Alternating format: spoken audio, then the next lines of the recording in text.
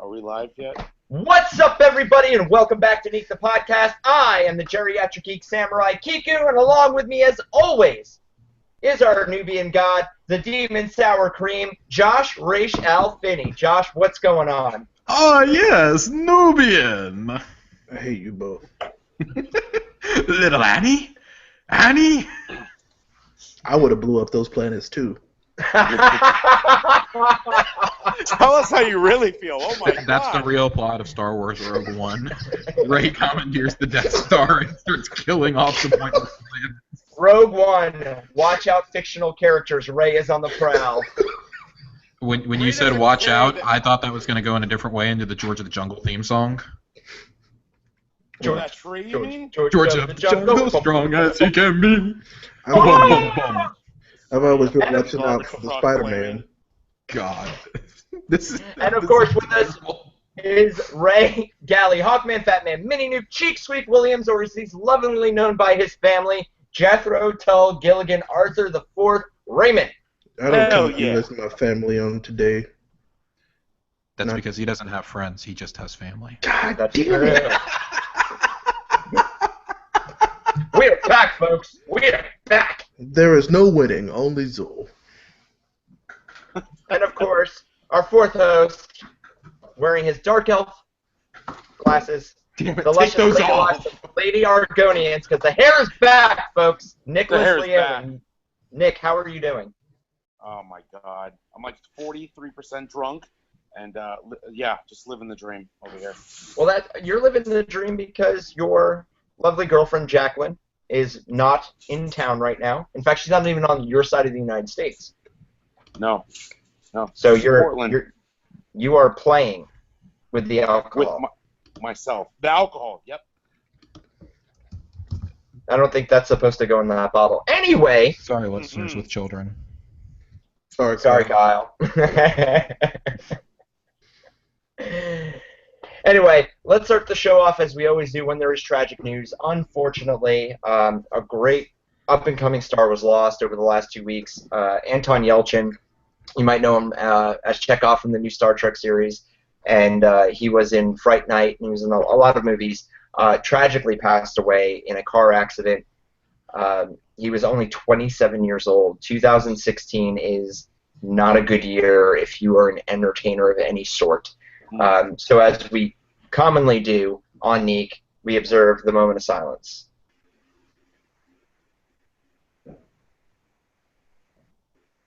We also don't eat while this is going on either, right?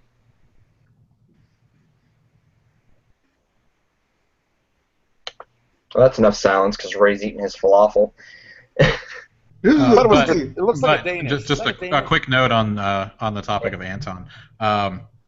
If you guys want to see one of his last films, it just came out on video on demand. Green Room. It's him and Patrick Stewart, actually. Right. Very, very, very good movie. Really showed a different side of his acting. If you only know him as Chekhov, has really, really great filmography. So just check out some of the stuff he's been in. He didn't really choose bad projects. So. Fright Night wasn't that great.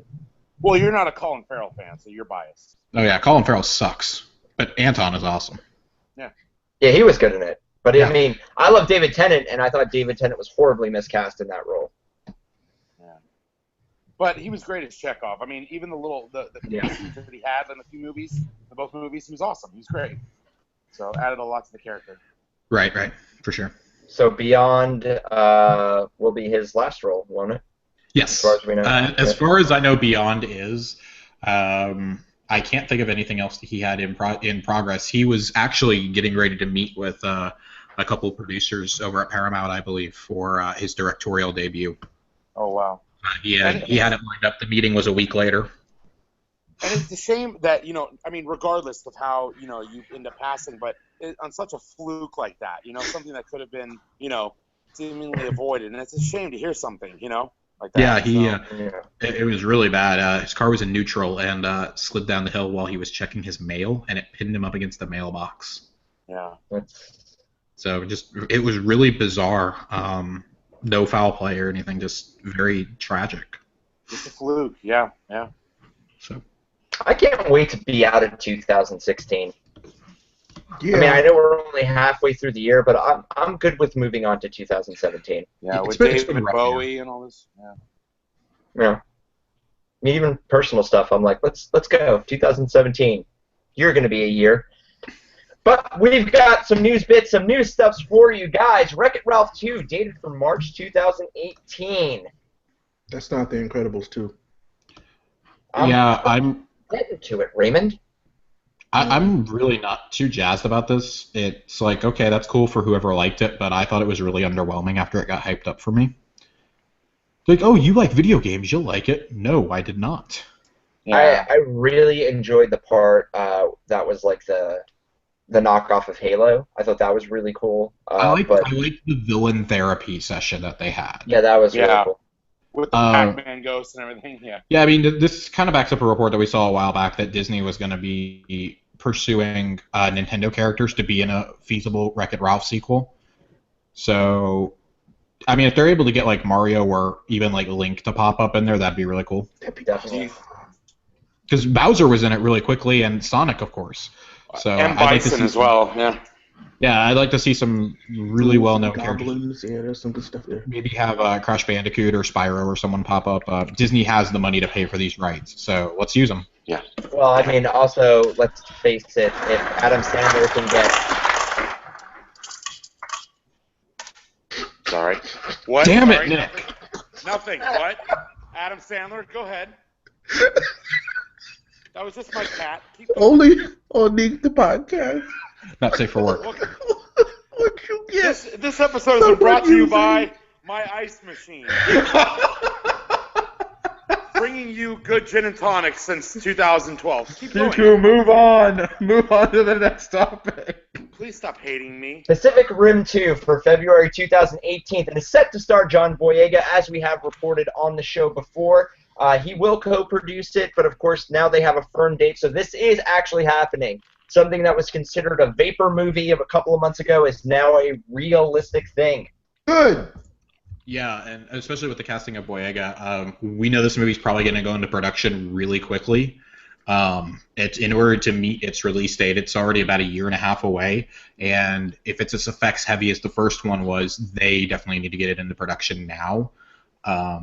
And Boyega's only going to have a small window of time before they go do the pickups for episode 8. So get him while you can. And he's coming in as Idris Elba's son, from what I understand. Yeah, they're going to retcon him into this, which is kind of funny because it's like, well, why wasn't he in the first one then? But he took his adopted daughter. Because one of them was better than the other, but then it turned out it was not true, and so he's like, well, son, you're up. Is John Boyega going to attempt to cancel the apocalypse? Because clearly Idris Elba failed. Oh, don't say that about Idris Elba. He'll find you. He's going to attack the block. Well, Pixar's Incredibles 2 is slated for 2019 and is their last planned sequel, thank God. Yeah, as long as I don't have to endure another Cars movie after Cars 3, I think I was about to say that. Yeah. Well, I mean, The Incredibles is great. That's right. true. It's my only problem with an Incredibles sequel is much like my problem was with Finding Dory and Monsters University. It feels like it's too late. Like, The Incredibles 2 feels like it should have happened 6 or 7 years ago already. Mm-hmm. Well, I mean, we'd be on 4 if it along was actually those happening. lines, like Finding Dory is probably a little too late. I mean, it did well, but not nearly as good as it would have done, just a few years ago. Well, I mean, it still had the biggest opening of all time for an animated film. But do you think it's what, 14 years later now, or 13? I mean, do you think it's coming a little too late now, or? If it hadn't been as good as it was, I would say that. So I mean, like, yeah, The Incredibles it's going to come out 14 years after the first one did, but it's still the best Fantastic Four movie we've ever gotten, and it's, I guess with animated movies, it's not as big of a deal to do the sequel several years later, as long as you get the same voice actors back.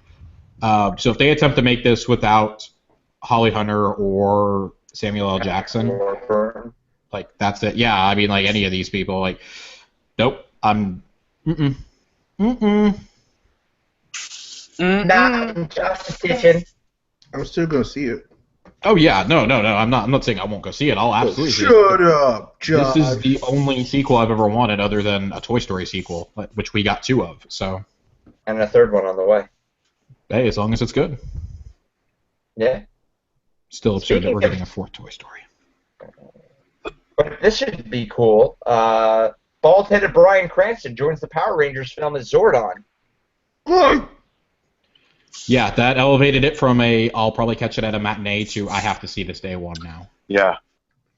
Well, I love the Power Rangers. I was gonna And say he's anyway, coming home by doing this. but I'm glad to see him joining Mhm. the Power Rangers yet again. I think for him to sign on to this shows a lot of confidence in the project. They have him and Elizabeth Banks on board now. Yeah. So that's really cool. I'm definitely down to see a movie with both of them in it. Especially It's kind of Power cool to Rangers. see. Well, yeah, and like Brian, playing the field, like he goes from like such a strong drama, like Breaking Bad, to like a kid's action film, Power Rangers. He's doing a comedy with James Franco. So I think he's doing. Oh, sorry.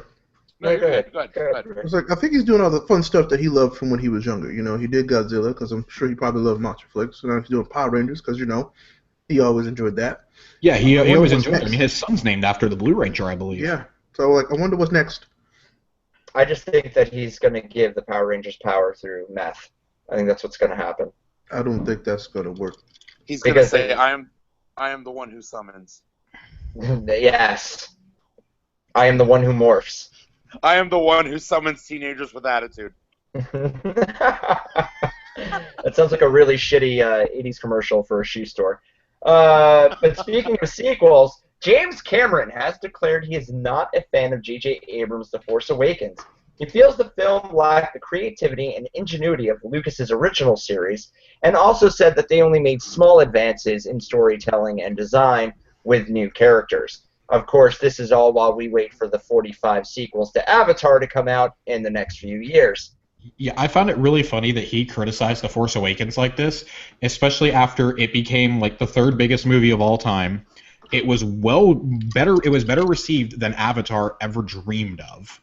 And it was an example of how to do a sequel to a beloved franchise. I think this is a guy who's just super bitter that the conversation is no longer about him having like the best sci-fi movie of the decade. Might I remind everyone also, this is a guy who made Avatar and basically took the Blue Man Group, Fern Gully, and Pocahontas and put them into a blender together. And Dances with Dances Wolves. with Wolves. Yeah. Dances with Wolves also. I'm pretty sure PETA had something to do with this. Malark or the group? Both. I don't know how I got on that quickly. I'm up on gin right now. I'm sorry. Nick is the best. I love you guys. I love everyone out there listening. Go ahead. Nick is Go the ahead. best. He looks like a sassy fat Bono right now, and I can't take it. Like I want to. Nick, I need those glasses to be taken off. No, I Okay. love them. He looks like Pietro from Days of Future Past. It's fun. Oh my Oh my God. god. Ray, why? Gotta go fast. Hell yeah. He looks like Slow Silver. That's his new name. So That sounds like an enema. Can you stop? An enema? Is that what you said? I'm gonna shove this Silver right up Yeah. my ass and clean it out. Like, no, Yeah. that's not happening. Yeah. Jesus, Lord above.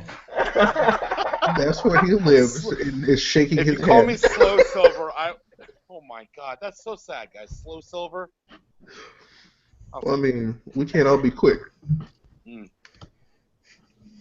Well, I mean, right now you're Jin Silver, but whatever. Rogue One characters, actors, and more. Vader will be in Rogue One, voiced by James Earl Jones, and Forrest Whitaker himself will be playing Saw Gerrera, a character from the Clone Wars television series who acts as an ally to the Rebels, but isn't one of them. Spoiler. That was in quotations. Yeah, Ben this is Mendelsohn- all going to be spoilers, by the way. Oh, well, I would have... Thank you for writing that in. I feel like a dick now.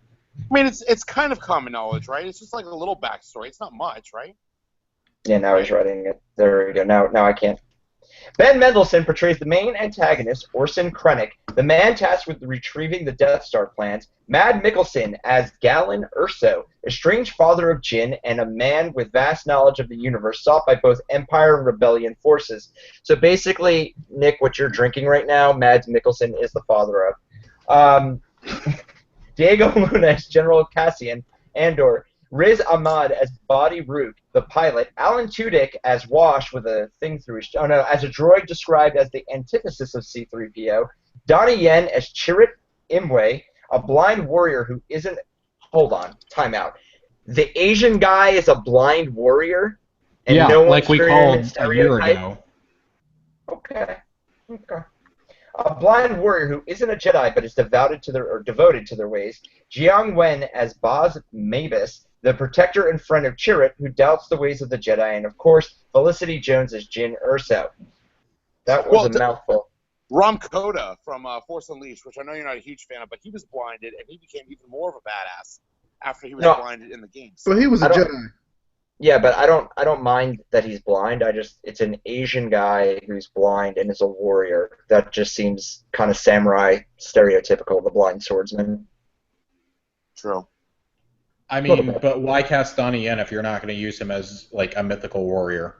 No, I know that I'm okay with because he is a mythical warrior. I feel like he's the unicorn that kicked all the other unicorns' asses. Yeah. I feel like he's going to have like some super low-level force sensitivity by the end.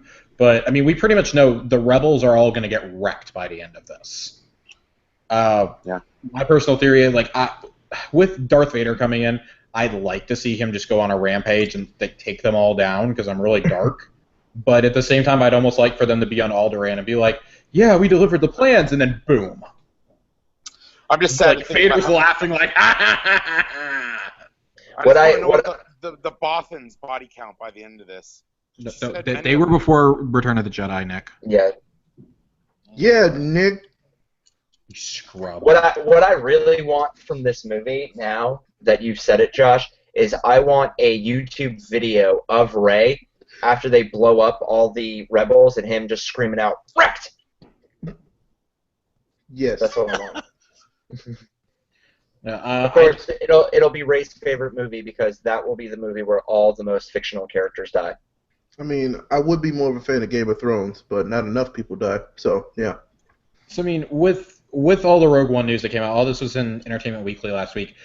Gareth Edwards and Kathleen Kennedy got really frank with them also about what the reshoots are for, saying that like every AAA movie, they had them planned already, but Edwards was basically saying it was a really good thing because in the editing process they realized there were things that were missing, things that didn't flow, and they needed to do some pickup shoots.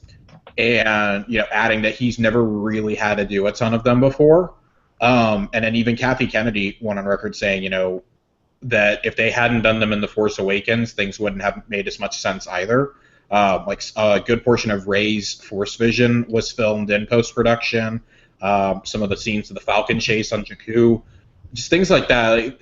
That's what reshoots are for, is to make the movie flow better. It's not like it's getting delayed into next year or something like they have to majorly retool the whole movie. Right. But I like that. And also out of all of this, another thing that caught my eye is we've seen pictures of everybody in costume except Mads Mikkelsen. And Lucasfilm said that's very much deliberate. Like, they don't want to show him until the time is right, which I think will be Celebration, because they're saying, his appearance actually plays a big role in this. So I'm really curious to see what happens with that. He's been the most intriguing part of this cast since they announced it. It's interesting because they did that with Snoke as well. They didn't release anything. Well, with Snoke, it made more sense. I mean, the description they give of this guy makes it seem like he's just this ordinary man, and to me, that gives more credence to the fact that he's going to go into hiding after this and eventually be Lor San Tekka, who we meet in The Force Awakens. Yes. So, also, it's really cool that they're tying in the Clone Wars series to this. I think that's awesome. At least it's not The Force Unleashed. At least we're not going to have to sit through some guy created the rebellion that we'd never heard of. Right. It's an organic way to bring a very minor character from the Clone Wars series into this in a big way. He actually worked alongside Anakin Skywalker and Obi-Wan Kenobi in the series, if I remember correctly, and had his views really twisted. Like, he doesn't trust authority at all anymore, and so he's pretty much been in hiding for 21 years at this stage. It's cool. I'm really excited. Forrest Whitaker's amazing. So you would say that he's paranoid then, Josh, right? He's absolutely paranoid. So that means that from his paranoia he could possibly have Forrest Whitaker eye. Oh my God. Oh you're boy. Oh, Justice boy. League is no longer a two-part film and will be lighthearted compared to Batman vs. Superman. Additionally, Willem Dafoe has been confirmed to star in the film as Vulko, Aquaman's science advisor, and the guy who actually started the war for the throne of Atlantis in hopes that Aquaman would take it over. Jesse Eisenberg will return as Lex Luthor, and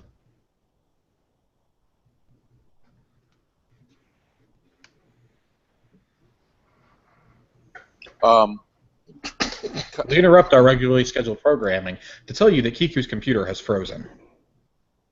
This program brought to you by Nick's Ice Machine yet again. I'm still moving. You didn't Oh, for a solid, 30 seconds. You were not. You were definitely still You with your died. mouth open. Mhm. Okay, well, then I will, where did I stop? You stopped Around right after Willem Jesse Dafoe, Eisenberg. Aquaman War. No, you said Jesse Eisenberg was coming back. Yeah. Okay, Jesse Eisenberg will return as Lex Luthor, and Steppenwolf has been confirmed to be the villain of the piece, as we reported the rumor of a few weeks ago. He will not be taking the Justice League on a magic carpet ride. Oh, you beat me to it. Oh my God. I You wanted ruined- that pun for myself. You ruined his whole pun. It's dead now. So Well, I mean, Nick, you were born to be wild. I know. That's you need to two. stop. That's two dose. Don't check. They were really candid on the set visit that a lot of journalists were invited on about 2-3 weeks ago now, saying that the Flash was like the humor that the Flash was using was almost equivalent to Spider-Man in Civil War, which I don't really believe, but okay, and that WB already knows who they want as Steppenwolf. They're just not ready to say it quite yet. So I think that's interesting. Like, they add it down to a finalist list. They basically know who they want. Of course, they're going to save it for the panel at Comic-Con now. Mm-hmm. So, I mean, there's not really much else they can do there other than showcase Wonder Woman. Josh, what if it is Tom Hardy? I'm going to go ahead and say I don't think they would waste Tom Hardy on this. I don't think they would either. Tom What- Hardy... Go ahead. What, they wasted Willem Dafoe on Vulko? Doesn't matter. I mean, Tom Hardy kind of he wants to be in a comic book movie, but at the same time, I think he dodged a big bullet by not being Rick Flag. I don't see him doing this because that would presumably be a lot of CGI and motion capture. Right. I can't see him wanting to do that at all. That's not him. Yeah, of course we know he liked doing Bane, but I think purely because he was Bane is why they wouldn't bring him back as another villain. It's J.K. Simmons.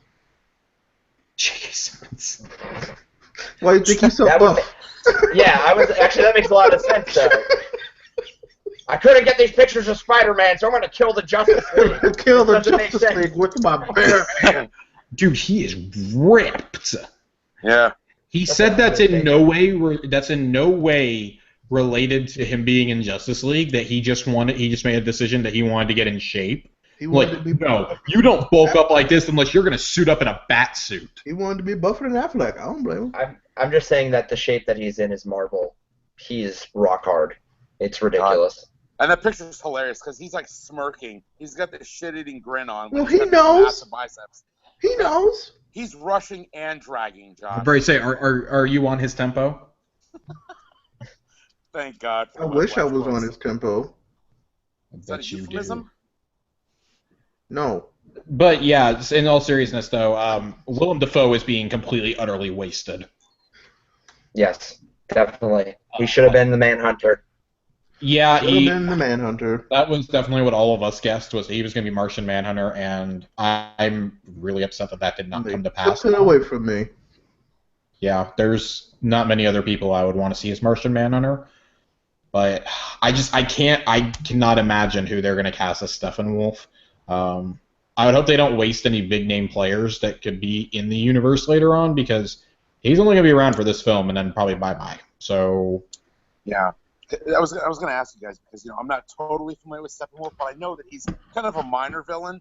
So you're not going to have him, as a major actor because, like you said, he's just not going to carry the weight that someone like Darkseid would or something. So Right. Well, he's Darkseid's lieutenant essentially. right, that's what I'm saying. Right. And Guys, I know who it's gonna be. don't you dare! Channing Tatum. It's gonna be Michael Cera. I'm muting you, sir. Speaking of Arrested Development, this They show could- is going through. They couldn't do that. Let me tell you why they couldn't do that. Because we wouldn't be able to tell who the fuck Lex Luthor or Steppenwolf was if they shared the same screen, because That's they the look secret. alike too much. That's the secret. That's his I love secret cap. He's I would want it to be Michael Cera because I would just think of that movie, This Is the End, when he's Oh my doing cocaine God. with everybody. I found my phone! No. It was funny, and then no. well, I could see Michael Cera being super bad. I hate you both. No, you don't. You love me. Jonah Hill will be Darkseid. Oh no! No, he's saving the world with Channing Tatum right now. That's right. They'll Right. both Or with the Men in jump in. Black. 23 Jump Street, Justice League. Just let Seth Rogen be Steppenwolf then. Good God. So you want the role, Nick? Oh my! I'm cutting out. Wrecked. Rex. He does this because he knows it gets to me. It gets to me. When he worked at Red Robin here in Pensacola, he would have people like sit down at one of his tables, and he'd walk up, and Nick's like really like just energetic with people, and he's like, "Hey guys, how you doing? Welcome to Red Robin." And they're like, "Do you know you look like Seth Rogen?" And every time it would happen, he'd be like, "Yes, I do. Yes, I do. No, everyone tells me." Everyone. Yeah. So, can we talk about some good DC? Good DC. Sure. Grant Gustin has officially revealed the title of The Flash's Season 3 premiere, and it will be Flashpoint. Also joining the hit CW series is Tom Felton, Draco Malfoy himself, in Mudbloods, as a co-worker of Barry Allen's at Central City Police Department. You could say that they really brought some magic to this season. What if he's gonna I play hate Lord? every one of you. No, he's gonna play Lord Voldemort. Where's the eject button? No, How do we you do need, we need another moment of silence after you just murdered that.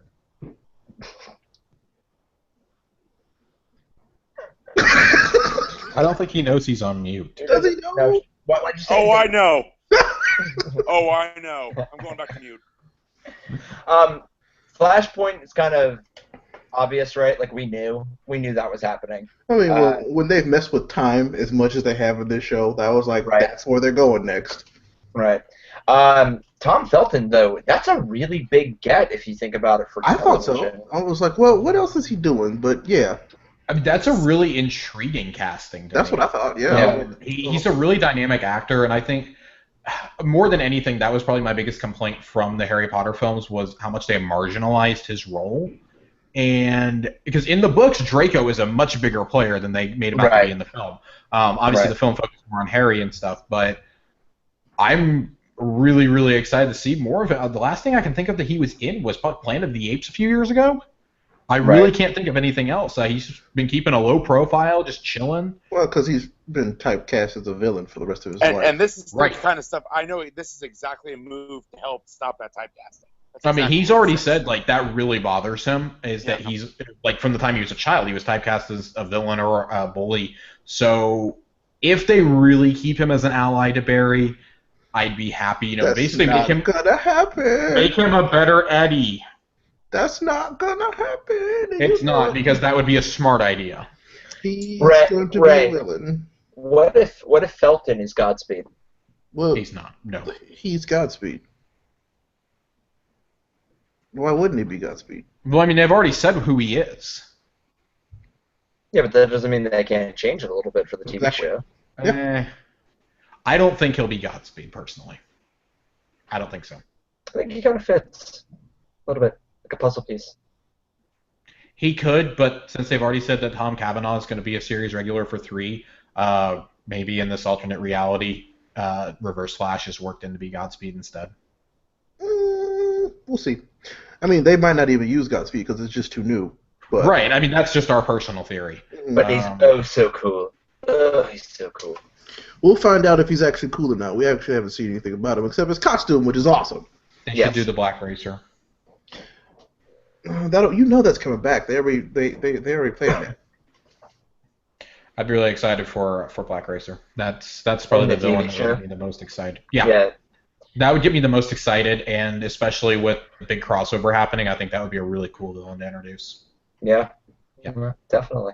Well, Mighty Number 9, a game that everyone has been waiting for, was savaged upon its release, scoring mainly 5 out of 10s and seeing a delay in the Xbox 360 and PS3 versions yet again. The game also saw an issue with distribution of codes for Kickstarter backers and was riddled with bugs, despite 3 delays. I don't understand how it can be this riddled with bugs. I mean, come on. I can't either. To me, it just shows that the creators didn't really care. They were overly ambitious and didn't plan enough. You got to start to wonder, though, if this is the reason why Keiji Inafune does not work for Capcom anymore. Oh, I don't think so at all. He has freely admitted that this was all his fault. The blundering of this project, you mean? Yeah, he's gone on. He went on record as soon as all this stuff started coming out, release day, saying that it's nobody else's fault but his. Like he had the vision for it and didn't steer anybody in the right direction, obviously, and this and that. Like clearly there were still a lot more bugs than they thought. I feel bad for anybody who backed this on Kickstarter. Yeah, I feel sorry for people who were excited for this because I was excited for quite a while. I love Mega Man. I'm a Mega Man. Right. Yep. But the more we start seeing of this game, and I don't mind delays if they're for a good reason, but when they literally delayed it 2 or 3 weeks before it was supposed to come out, back to June, and they did it last year in August also. They delayed it. Both of those delays crippled my faith in the project, and honestly, it makes me not want to support Inafune ever again after this and the Red Ash controversy that happened on Kickstarter also. I mean, that was just another nail in the coffin of my faith in these Kickstarter games. I'm like, right. If anything, this told me do not support things on Kickstarter. I mean, really, I'm a part. Like people are like, yeah, the crowdfunding thing is cool, but I'm like, no. If a company passed on it, why should I be giving you my money? And that's such a shame because there's a lot of legitimate projects that are really trying to get the funding. They are ruining it for everybody. Well, I mean, we even have our friends at Dead Art Games are trying to do the same thing. Right. And they have a very novel idea, but when you see 30 to 40 games every week pop up going, we need your backing, and even bigger names like Inafune, who's a name among names, or was at one point in the video game world, using Kickstarter and not actually putting anything out that people are going, this was amazing, yes, this makes it worth it. Right. Yep, that's why I like to support the little guy. This Inafune is a huge name. And, I feel like he should have had no trouble passing off an idea if it was good to a company that was willing to... Right. Especially the spiritual successor of Mega Man. Right. So, I mean, obviously there was something going on behind the scenes that we didn't know about, and clearly it showed. Right. I mean, he's got 3 projects in development or recently released. Mighty Number 9, Red Ash, and then, of course, ReCore. It's supposed to come out this year, and ReCore's the only one that was picked up by a studio. After seeing Mighty Number 9, I'm like, oh, God, well, I just lowered my expectations. Where's your faith for the rest? Right. I would hope that Microsoft just was like, nope, give us this. And they probably just took it, and I hope they did it. I mean, from all accounts, it seems like they did. They put Joseph Staten, who used to be... the lore master of the Halo series, and then got fired from Destiny less than a year before it was released, and his whole story scrapped. He's the creative director over at Microsoft now, over first-party titles and their stories. So he was the only one who was presenting it to people at E3. He was talking to all the journalists, doing all the interviews. It's clear they want to distance themselves as far from Kenji Inafune as possible. It seems like it was just a major creative fallout, what the hell happened over there? Something happened, but it's over now, and we all know he's been exposed. Right. He's a liar. He's a liar. Inafune? I hate you. Oh my God, stop. I hate you. It sounds like a really, really bad new wave band from the 80s. Inafune, we're playing. Okay. Sounds like Vaporwave. Vaporwave. Marvel has revealed some of their plans going into the fall with their Marvel Now initiative, which looks to drastically overhaul the characters at the core of the universe for the next few years, or the next 6 months when the next big event comes out, because that's what they're doing right now.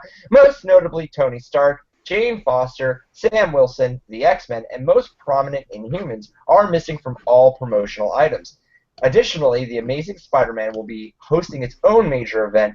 The series has been building to since the end of Secret Wars, The Clone Conspiracy, and a brand new book. U.S. Avengers will be debuting with a team featuring Sunspot and Cannonball. Well, Sunspot's the leader of New Avengers. He has been for quite a while.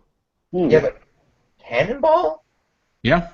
Don't hate on Cannonball. We haven't seen him since Hickman's Avengers, but it's Cannonball. I mean, I have one of his action figures downstairs. Red Hulk, Pod, Squirrel Girl, Danielle Cage, daughter of Luke Cage and Jessica Jones, as Captain America from 30 years in the future, and a new Iron Patriot, the daughter of Ho Yin-Sin.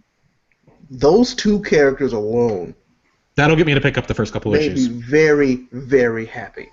Mm-hmm. Squirrel Girl, that's awesome too. I think it was really cool that these seem like a lot of rejects from the mainstream Marvel universe. They're kind of being brought together, but doing the daughter of Ho Yin-Sin as Iron Patriot, and especially Danielle Cage, I know that's the one Ray and I got really excited about earlier in the week. That's awesome. It's super awesome. Basically two brand new characters. So I mean, I don't know if anybody noticed, but all of the suited characters have been replaced by women at this point. Yep. It's a bold move. So, I mean, it's a great move. I just want to see if they actually stick by it. I think Danielle Cage they'll stick with at the very least, because she was brought back with the Rage of Ultron stories when she was brought from the future. When you and I were trying to figure out when the hell did she grow up? I was like, she's been a baby forever. Yeah, she's actually from the future, so I found that to be really intriguing. And then I did never know about Yin-Sin having a daughter. If I did, I don't remember it. Well, that's okay. So I think that's a cool way. It calls back to the Iron Man roots, which we'll get into more after this next news bit, I'm sure. Well, I think it's cool that they're going to use Danielle Cage, not just because finally we'll get to see what the daughter of Jessica and Luke actually can do, but also it's really great marketing with Luke Cage coming out in, what is it, September?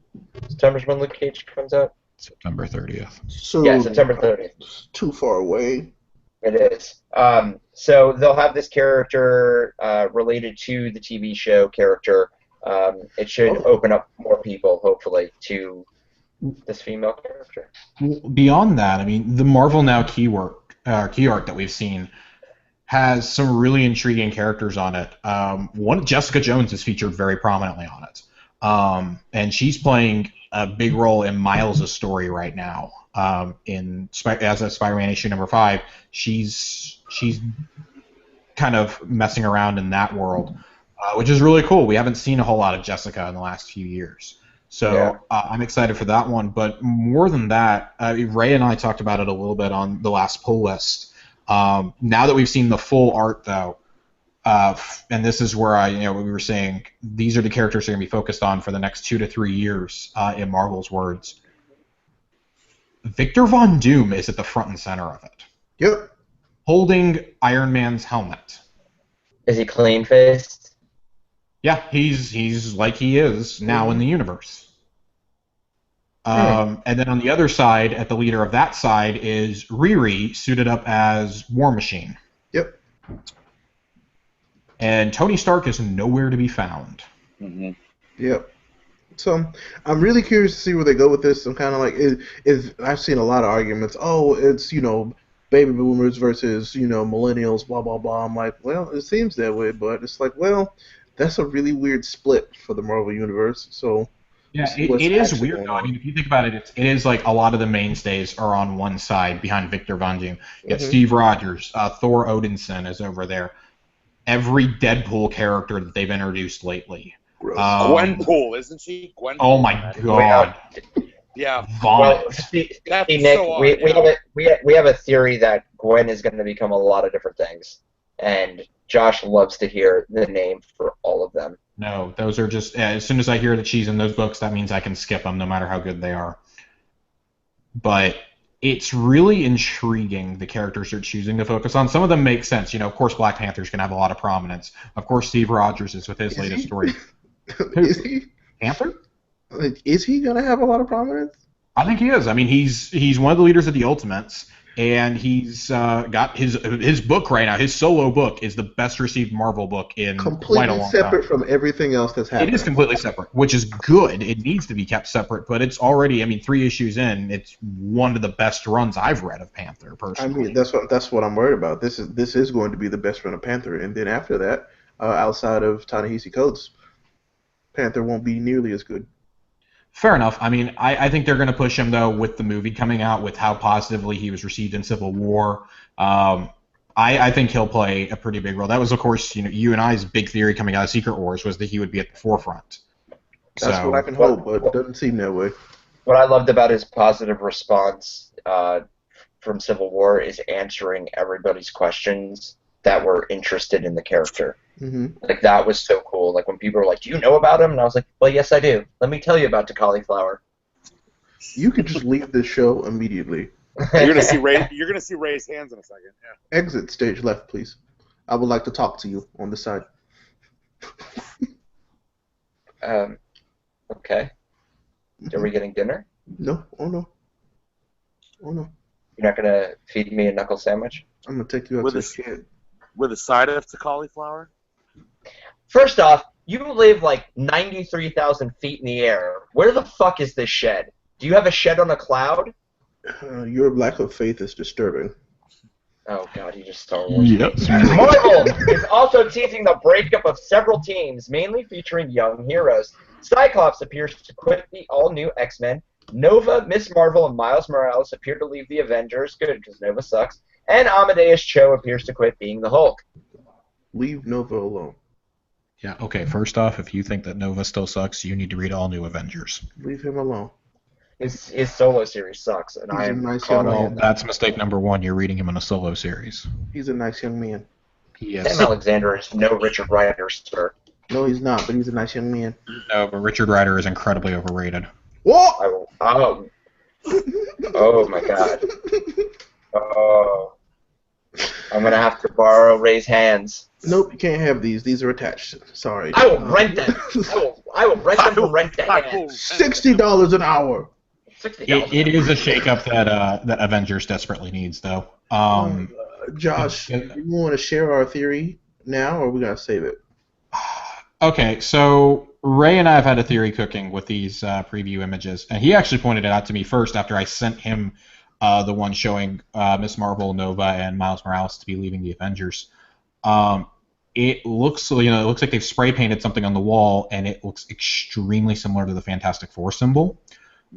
So Ray's theory is that the Fantastic Four are going to come back, but nothing like we know them. That it's going to be those three and Amadeus Cho. Because in the Amadeus Cho key art, you can see a rocket going up in the back, and that same symbol appears on the rocket. Yep. So we get the Fantastic Four back, but just as a team name. And then Cyclops threw a wrench into everything. Yep, ruined it. The Fantastic Five. That's a gymnastics team. No, that's the Fabulous Five. Is the Michigan Wolverines basketball team. Same thing. Chris Webber, It was. Jalen Rose. Yeah. I mean, I would read a series that had the four of them as the characters. Like, that would be bought instantly, since All New Avengers is getting dropped this week from my poll. And this has all happened. This is happening on Tuesday. These characters are leaving their respective teams. Yep. I mean, they're tired of the bullshit that's happening with Civil War 2, and I don't blame them because, I mean, It's the young heroes that are mad. people Well, are that dying. happened during the first Civil War. A lot of the young heroes abandoned causes or went into hiding. They didn't make was as it the, big of a deal of it as they are Yeah, now. that's true. Yeah, that's true. Nobody this prominent. Yeah, because it was like Skrull Kid. You know what I'm talking about. Yeah, nobody cares about the that. the no names at that point. It was like, well, that just means they Run over. didn't have anything else they wanted to write for them. At this point, they're building a whole separate story out of these guys not wanting to fight the war that they didn't start. Which is also interesting social commentary. So Right, because I mean, Nova was already setting it out. mhm. And then Miles and Miss Marvel felt like they were being pulled in different directions, if you read their solo books. So to see the three of them doing that, and see Amadeus just say, I don't want to be the Hulk anymore, those are really big developments. And then Cyclops, of course, leaving all new X-Men. God knows what's going to happen there. Oh, well, with Amadeus, I'm sure something else happens with the Hulk, which is why he didn't want to be the Hulk no more, which we've seen the preview for. So I'm like, oh, right. So now you want to quit? Okay. Right. So either way, these are the ideas of good shakeups in my opinion, because they feel genuine. They feel like they're actually building to the characters and to the universe. They don't feel like they're being done just to sell issues. Like I think Civil War. Right. Yeah. The plot makes sense. Yeah. Right. I mean, Civil War 2 it's been okay. It's been a lot better than we thought. It's been good. Yeah, it's been a lot better than I thought. It's a great Tony Stark story. Well, we'll see. That might not last too much longer. I don't think it's going to last too much longer if all these promos are believed, but that's another talk for another day. I've got one more news bit for you guys. There have been rumors swirling now for 2 weeks that Marvel and Fox are in talks to possibly share some characters in the big screen, obviously. Do we believe that this is a true rumor, that we might see some famous faces going back and forth? Yes. I'm at the point where in this space of movies and how much money these movies make, anything is possible. Yeah. Yeah. I mean, I've said it before on the show. The Spider-Man deal proved that anything was possible. Yep. As to do I think it's actually going to happen? No. I want it to, but if anything, it's for Old Man Logan. Yeah, I could see that. I could see Old Man Logan being kind of the first one, but inserting the Marvel characters into the X-Men universe makes no sense at this stage. Nor does retconning the X-Men into the into the MCU make any sense whatsoever. The only way to do this is, and I mean, we've said it before, Infinity War is your one chance to do this genuinely and organically. When Thanos is wielding it, or like somebody finds a gem and accidentally, rips a hole in reality or something, I would love nothing more than for the X-Men to get sucked up through it. They'd be like, well, I guess we're here now. But find a better way to do that. And of course, Ryan Reynolds just pop up and go, nope. I could see that. I don't know. I feel like one of those worlds has to get destroyed because, I mean, that's the way it always works, right? I mean, you could, I guess, do an incursion style thing. But I feel like it's too soon for that. And the important thing to note is Marvel does not need this at all. Right. This would just be a big bonus. I argue that they needed Spider-Man. They don't. You're right. They don't need it, but it'd be awesome. We want it. That's like the wet dream right there. We want it. Think about all the money. All the people would go see this movie. Yeah, right. I mean, we've said for quite a while the only logical place to go after Infinity War would be to do an Avengers versus X-Men. So what better way to do that than, they're here, there's not a whole lot of mutants, and they feel threatened now. Sure, we teamed up to take down Thanos, but now we're enemies. It's like we Civil War Part 2, right? And they have two new teams now. You have the brand new X-Men and the Avengers that are coming in after this original set. So yeah. As long as the Avengers stop fighting, I'm okay. It won't be the same without Hugh Jackman coming in, but it'll be okay. But you're right, though. They've seen how well it did with Spider-Man, and they're like, you know what? We could piggyback on this as well and make a bit of money, Right. I still feel that Marvel is gunning for those Fantastic Four rights just so that it opens up more of their cosmic stuff so that they can have a larger playground, basically, for their own movies. They have to. At this point, even if you don't utilize the Fantastic Four, you need the villains and the cosmic rights that are associated with them. Yeah. I mean, because that's all they would use it for, honestly, if they'd use it for the villains. Right. Yeah. And that way, and that way we're not stuck with the Kree for another 20 years. And we can, do justice to the Silver Surfer. So please, no Morpheus Silver Surfer. Oh, that's who Michael Cera could be. That was her only comment?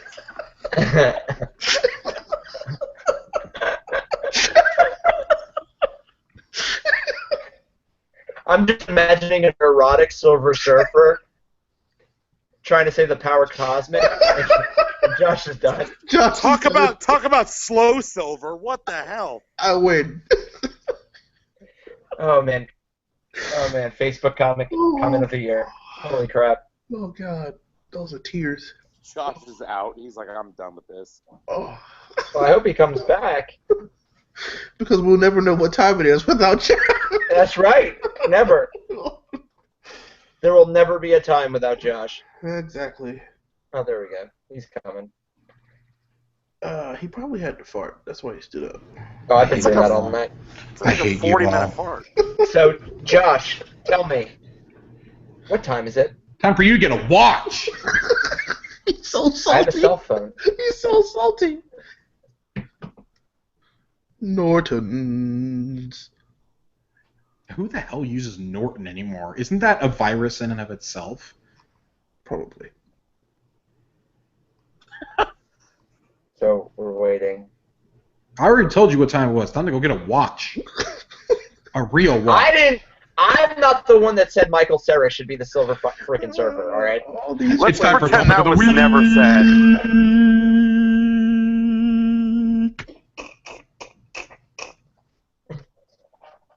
What the hell? We'll try that one more time. No, because I already introduced it, and the rest of you jerks didn't join me. You muted me. I didn't want you to talk. That's why. guys, this isn't how topic of the week starts. Anyway, Yes, topic this of the week. week. This week. We're in the summer of what Nick, our luscious Lady Locks of Lady Argonians, has deemed the summer of flick flops. All these summer movies, flopping left and right. They're not that great. I remember when we were recording the show, first of the year, so excited about this year and everything coming out. We were like, 2016, year of the nerd, and right now we're like, we haven't, no. Now it's like, please stop. It's already dead. It's already dead. You've beaten this horse into the ground, good sir. Yeah, essentially, if you're not Disney, if you're not Disney, like you're doing pretty bad. Even Disney is only 2 for 4 right now for this summer. But True. Warcraft, though. Oh my God! Shut up, Nick. No, it's funny. Like nothing has really been successful this summer outside of Civil War and Finding Dory, which it would seem weird, but then when you look at all the sequels we've been getting, I mean, it's clearly shown people want. I think they want original ideas. Like Civil War and Finding Dory were successful with critics and at the box office because they were executed properly. Sequels to beloved characters, beloved franchises, showing their evolution, but X-Men Apocalypse fell really flat. There was no catharsis for anything in that movie. It looked like I was watching 2012 again.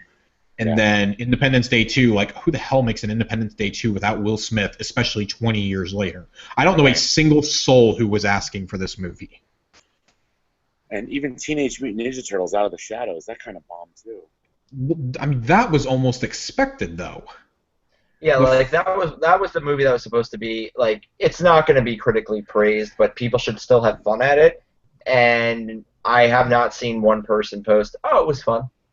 No, I felt the same way about Alice Through the Looking Glass. Like a lot of people are like, "Oh, well, the first one was decent." I'm like, no, the first one was a Tim Burton movie when he was in the middle of his downfall. And then this one was done by the director of like the second Muppet movie. What a horrible movie to be Alan Rickman's final flick. I mean, I want to underscore that the Angry Birds movie got better reviews and had a better box office than almost every other blockbuster this summer. Wow. The Angry Birds film. That should tell you something right there The about Angry how Birds had a piss movie? poor. Yeah, the Angry Birds had a movie, right? Oh. Yeah. I mean, Jason Sudeikis was in it. True. But, and we're only halfway through this summer. That's the worst part about this. We still have, this week, Tarzan. Which has got smashed by critics. Tarzan, It's like BFG, and The Purge 3 all came out this week. Purge 3 is actually winning that, by the way. Like, that is the film that is winning the box office right now. Yeah, we'll get final numbers Tuesday morning. Right now, Finding Dory is winning it for the third week in a row. Actually, Tarzan got a lot of money yesterday and today to take second. And then The Purge 3 is right behind that. BFG bombed. Oh, that's sad. That is sad. That was one of my favorite books as a kid. I don't know how you market that movie. Yeah, and that's one of the biggest problems. It's one of the rare Spielberg movies to flop. I will still go see it. I'm still really excited for the graphics in it, at least. Yeah. But we still have to go through Ghostbusters, Star Trek Beyond, Suicide Squad, a remake of Pete's Dragon. I don't know any of those movies that were asked for outside of maybe Star Trek. And I feel bad for Ghostbusters because they have like the opposite of a fandom, like a hate-dom toward that movie. You know what I'm saying? Yeah, but It was a clever term you came up with there, Nick. Yeah. like let's be realistic though. I mean, just from looking at like film, it looks like they gave the Ghostbusters the 21 Jump Street treatment, right? Yeah. Sure. And I'm not saying I understand the hatred because I think it's silly, but just looking at the trailer, it's not a movie that I'm like, yes, I need to go see that. Whether or not the Ghostbusters name is attached to it or not, it has no difference. Like, it just, I don't know, with the name attached, like seeing the ghost looks so just overproduced. You know, that was part of the charm of the original Ghostbusters films, where the ghosts looked like they could exist in the real world, and they were kind of hokey, like, you know what I mean? Mm-hmm. I don't know if that's the best way to put it. Right. This movie, like, I understand not liking it after we've seen a couple of trailers now. I don't understand the blatant hatred that was coming towards it from the second it was announced. Yeah, that's from the moment this film was announced, people have like sworn that it's ruining their childhood, that it's full of talentless frauds. That's the thing. If it was a male cast, but unfortunately because they chose an all-female cast, that brought along so much hatred toward it. I think that's a stupid reason to hate a movie. It is, really but that's exactly why it happened. Yeah, 100%. Yeah. Because Melissa McCarthy and Kristen Wiig are heading it. So. Well, I mean, that's not going to get me into a movie, but yeah. So, I mean, well, also, if you heard the new theme song. By Fall Out Boy? Yeah. Yeah. It was... I mean, it wasn't the worst thing I've ever heard. No, I think the people that are overreacting and saying, it ruined my childhood, just need to put down the keyboard for a little bit and get outside. Yeah. Because if this is ruining your childhood, but you endured the prequels, you endured an Independence Day sequel, you've endured 2 Cars movies and 2 spin-offs, your childhood was ruined far before this. I would say if they redid a Neverending Story, that would ruin my childhood. If they keep making Sonic games, that's enough to ruin my childhood. You leave Sonic alone. You gotta go fast. But getting serious for a minute, though, these movies are really flopping because I think we as a society, we're tired of mindless sequels. Like, I think this is proving that you can't just throw a whole bunch of CG into a movie and expect it to be critically praised. It makes me, more than anything, I'm getting really interested to see how Fast and Furious 8 will do next year in light of the trends that we saw this summer and really that we've seen all this year. Like, original ideas are succeeding for the most part. Outside of Civil War and Finding Dory, like, the most successful movies of the year have been original ideas. Yeah. I don't think Fast and Furious 8 is going to do anywhere close to the number 7 did at all. It won't. It won't. I mean, that had the Paul Walker factor, because I'll be completely honest. Right. I probably would have waited for it on Blu-ray, like I have with the other Fast and Furious films, except for Fast 5. And I saw it twice in theaters, I think, because of that. And I know a lot of people who said they never would have seen it otherwise, but they wanted to see it because it was Paul Walker's final film, and like everything that went into making it and stuff. Like, okay, that's cool, but this next one, like, Charlize Theron and Helen Mirren are in it. Okay, cool. That's not going to draw in a different audience. Yeah. So it's a trilogy. They're doing another trilogy. I guess my question is, in light of the trends that this summer has established, what does that mean for the summer seasons going forward? Hopefully they get better. I think you're gonna see a lot more test audience stuff from movie studios. There's we're gonna get to a point where we all know that movie studios interfere, right? Like we all know that, but I think it's going to come down to them interfering almost too much.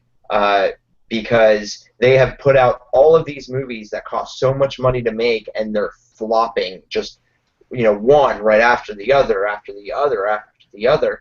And you might even see some companies start to take risks on IPs that have never been done before. Mm-hmm. You have to, though. That's what keeps the movie industry going, right. Original ideas. Right. Well, I mean, some might start investing more into like the Netflix format too. One of my favorite films from a couple of years ago that's a comic book movie that unfortunately came out in September, had no marketing whatsoever, but is a really good film, is Dredd.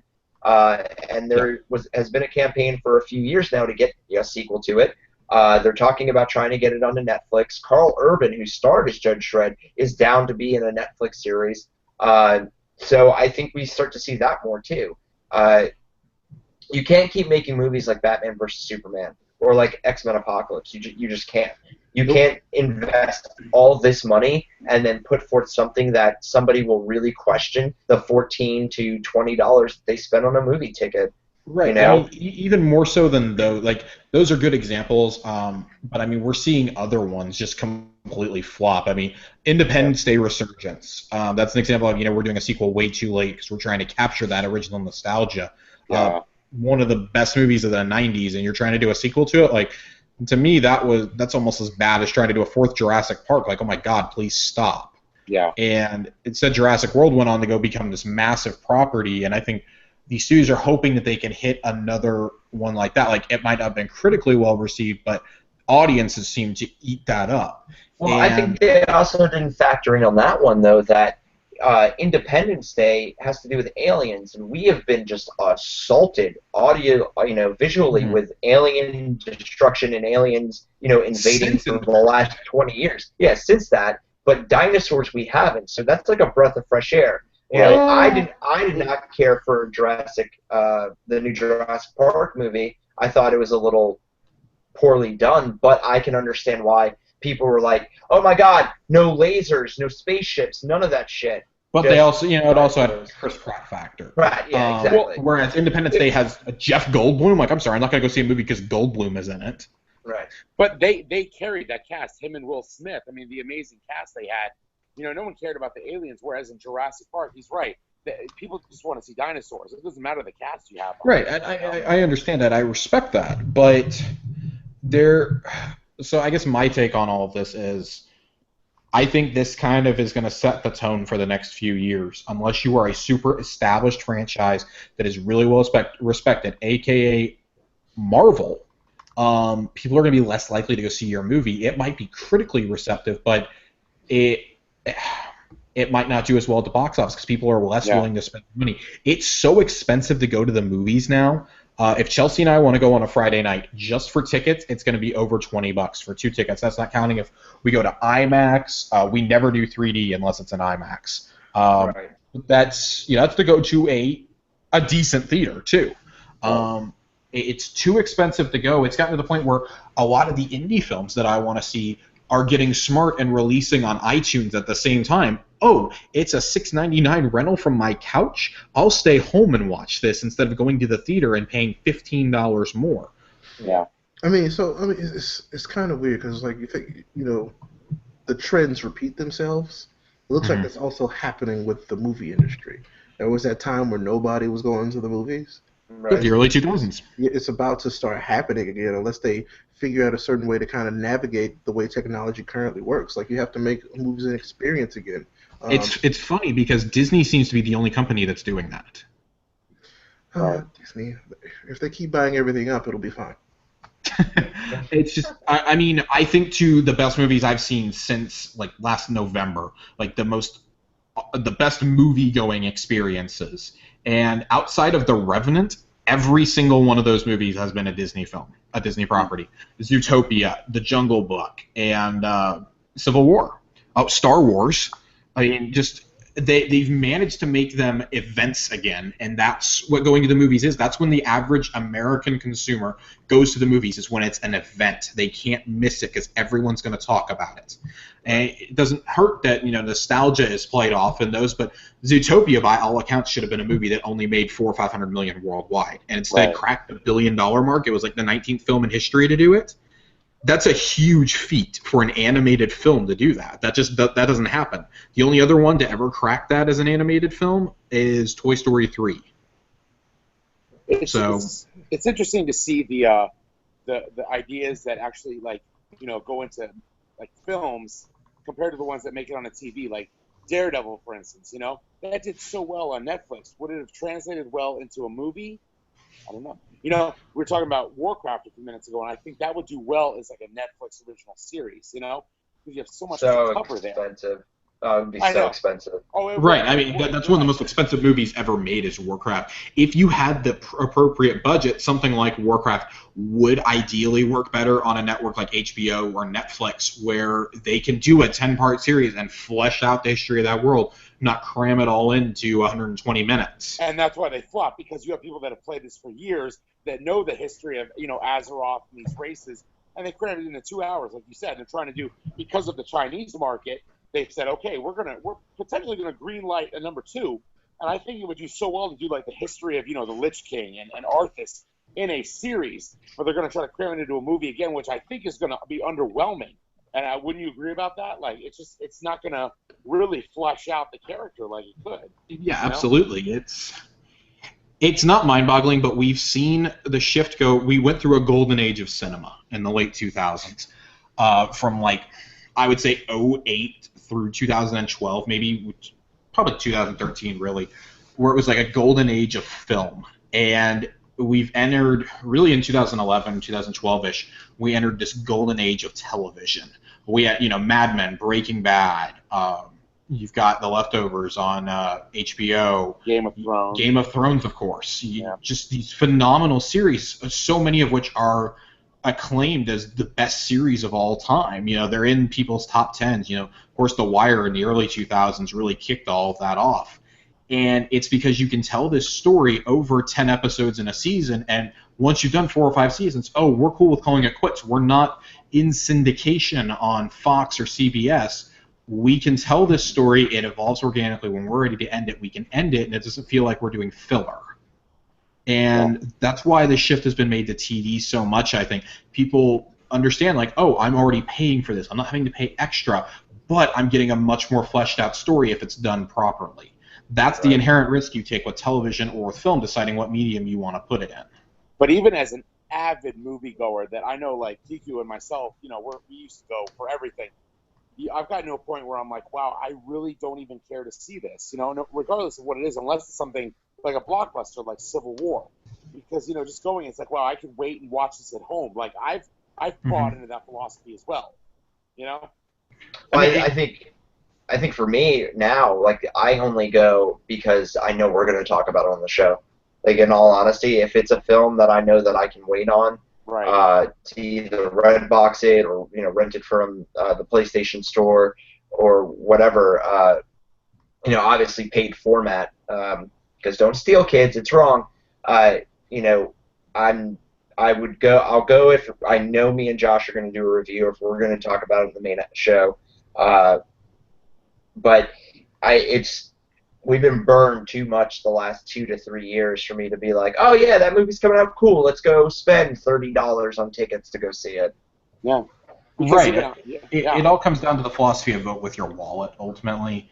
And I mean, pick your format too. It's like, they're not hurting, these studios are not hurting for money, but they can't go making these $200 million films all the time and thinking that they're going to be the next smash hit. They're going to be the next Avengers. They're going to be the next Star Wars or Jurassic Park or something. There's certain franchises that will continue to endure through everything. And it's not even at first, when Batman v Superman did bad and X-Men Apocalypse did bad, we're like, oh, maybe the superhero fatigue has started. And it very well could have started. We'll really have a better idea after Suicide Squad and Doctor Strange. But everything else has flopped. I don't remember a summer like this in at least a decade, maybe more. there's not any original ideas out there. Do you think that they assume that it's like, okay, we have a story to tell, and we can just, like, people are going to come see it, just like, on a Civil War type level, like, people want to see what we have. I think no, they're thinking they can make money. That's the bottom line.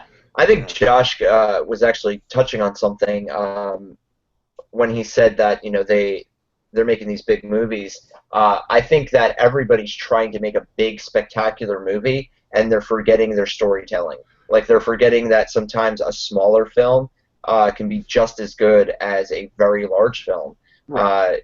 And they're not letting you get intimate with these characters or intimate with the universe, which was something that we felt was a problem with Batman vs Superman, but was a big plus for Deadpool. Was it was a small movie, $53 million, and they let us get familiar with the character and the world.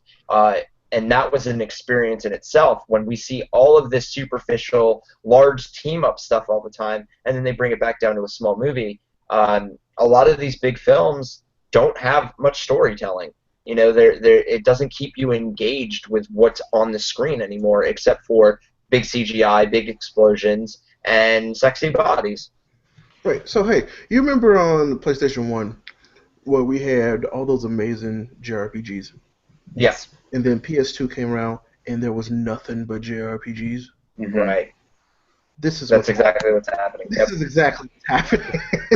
We've hit the point where big budget movies are the norm now. Instead of getting 6 or 7 a year, everything's a big budget flick. And the problem is, like, you can be big budget and not have to have explosions every 5 seconds. Not everybody has to do a Michael Bay or a Roland Emmerich film. I keep coming back. This is my big example right now, I guess.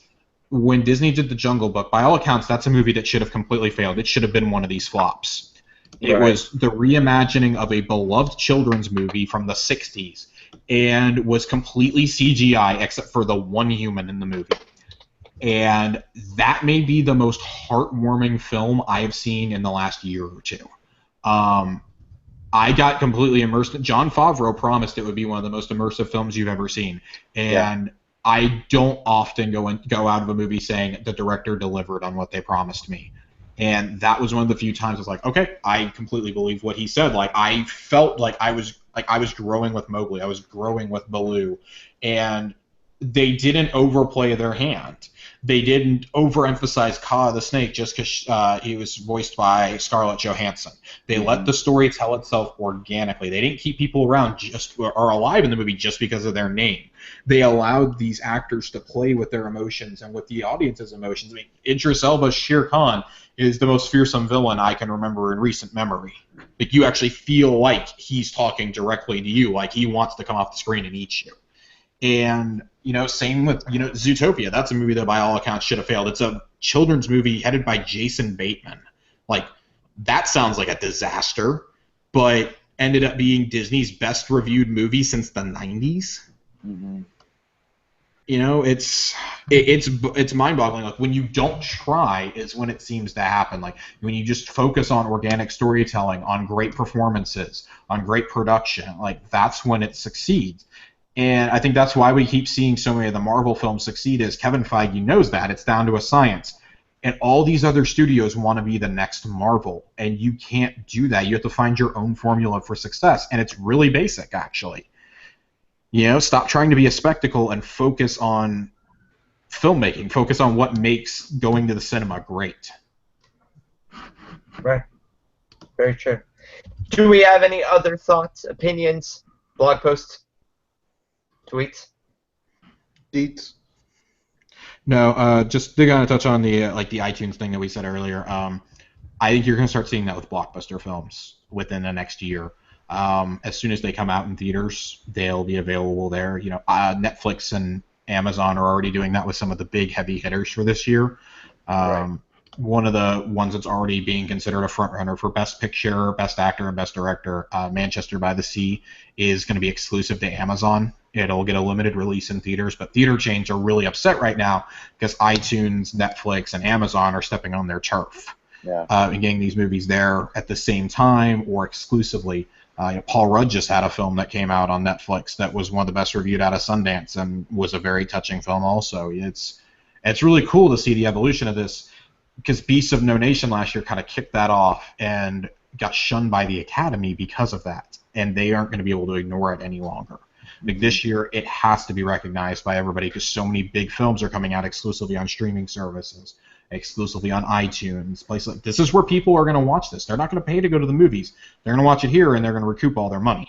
Right. Because after you get done paying for snacks and everything, the movies they're just not feasible anymore for a lot of people. Right. No, I mean, yeah. If you're paying upwards, I mean, you're paying more than 40. If you take a date, right?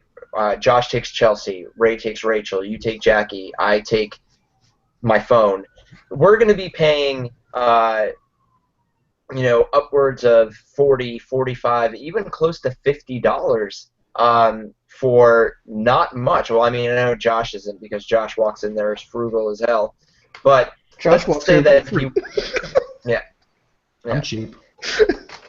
We know. But again, like it's gotten so out of control that I mean that's part of why I don't like going to the movies like straight after work. If I don't have a chance to eat something, then I have to pick something up at the movie theater, and paying $12 for a really terrible hot dog or a thing of nachos that's not that great. No, man, I'm good. And it's very underwhelming, regardless of how good the movie is. If you walk out and you've paid $62, you're not happy about anything. No. You know? You're like, well, shit, Civil War was great, but I paid so much I could have just waited, you know? So streaming, Josh is right. Streaming is quickly becoming the way of the future. So. Well, all right, guys. I am going to wrap up Topic of the Week this week. Pleasure to see you gentlemen again. Always a fun time. Let's get some shout-outs going. Nick, Lieli. Yes. Slow Silver. Give us something. Slow Silver. Shout out to you guys, because it's been like, seriously, 7 weeks since I've done a show. Solid decade. Yeah. A solid decade, like Josh likes to say. Shit. I hate you. I don't even want to shout out anymore. That just pissed in my Cheerios. Thank you. On fire tonight. Ray, finish your Cabernet and let's get the hell out of here. You mad? But yeah, shout out to you guys because it's been since like E3 since I've done a solid show with you guys, and it's always a pleasure. Good to see you guys. Love you. And love you too. Josh, hit us. I have none. I have no shout-outs this week. Nope. I don't like anybody this week. All right, unfriendly man. That's his secret, Captain. I hate everybody. He's always unfriendly. That's a secret. Right. Shout out to DC. Rebirth has been enjoyable. Like, I'm really happy that Rebirth is a thing that happened. Read Action Comics. Please read Action Comics. Pro tip. Having a good time with almost everything that's coming out of Rebirth. So far, I haven't read anything that's been like, well, this is a piece of crap. At least not yet. Give me a week, and I'll let you know. So, yes. And also, shout out to you.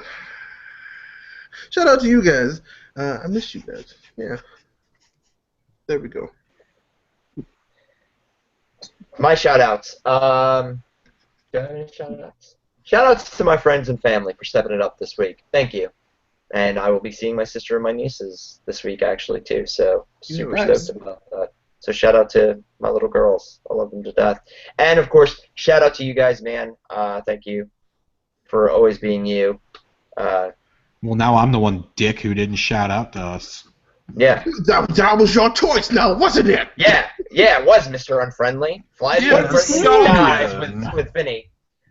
But, no, really, seriously, thank you, Josh, especially for fielding some of those text messages the other day. Nick for being Slow Silver, and Ray just for being goddamn beautiful. Beautiful by association. Thank you. You're welcome.